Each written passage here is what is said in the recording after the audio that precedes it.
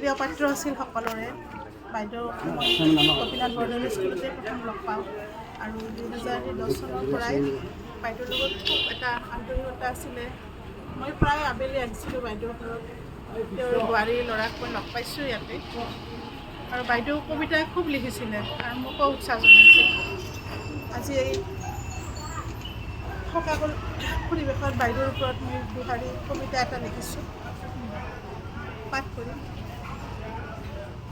কবিতাটিৰ শিৰোনাম এটি শিল্পী হত্যা, কবি ৰুণুমণি দাস। এটি শিল্পী হত্যাৰ অৱসান হ'ল, এটি সৃষ্টিশীল জীৱন ইতিহাস হ'ল। 16 মাৰ্চ 2024 চন। সিদিনাৰ শেষ বিদায়ৰ কুসুম ভৰা সমাহিত মুখখনি চাই নাভাবোঁ গ'লগৈ আমাক এৰি বহু দূৰলৈ। আপোনাৰ প্ৰণীত আলেখ্যখনি আমি আৰু আপোনাৰ সৃষ্টিবিলাক আমি ভগ্নীভাৱে ৰাখিব লাগিব জীয়াই।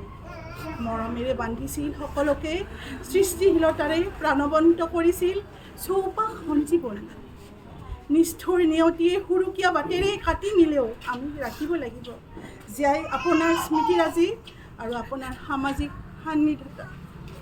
ধন্যবাদ।